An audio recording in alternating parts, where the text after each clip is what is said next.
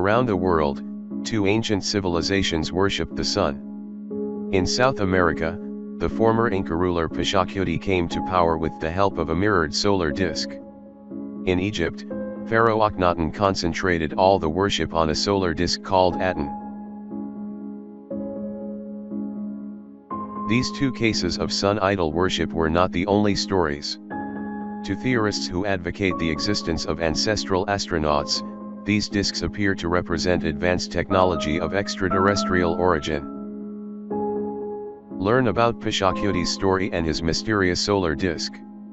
Studies proposes that the solar disk was a literal communication device.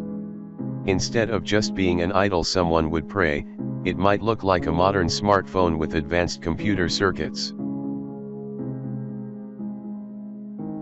Around the world, no matter what ancient culture, there is some kind of worship of a record that came from heaven, says Giorgio H. Tsoukalos. It is possible that this disk has some kind of extraterrestrial connection and that this disk is a technological device. Legends about the solar disk suggest that it was used to open a portal to other worlds at the Gate of the Gods, La Puerta de Huamarca. The bizarre and spectacular 23-square-foot entrance structure near Lake Titicaca is considered by some to be a possible Stargate.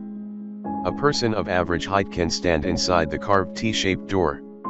In the middle of that door is a small circular depression, as if to hold something in place. Although it may just be an abandoned project, local legends suggest otherwise.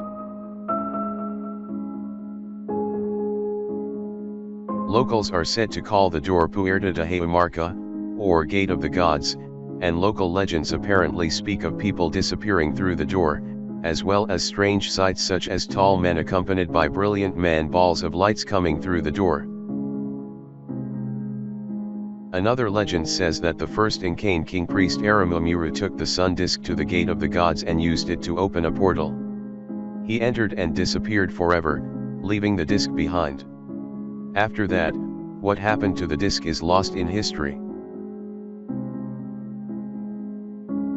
Aramumuru approached a giant door cut into an artificially flattened mountain. In the center of the stone notch was a hole in which he placed the sun disk.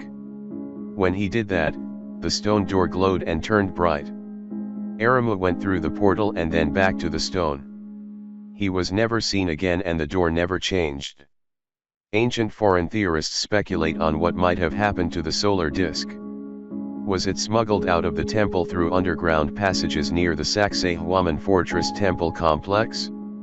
Or was the disk taken to the sacred site of Lake Titicaca, where it was said that the creator god Viracocha had emerged? No one knows and therefore the mystery can always remain.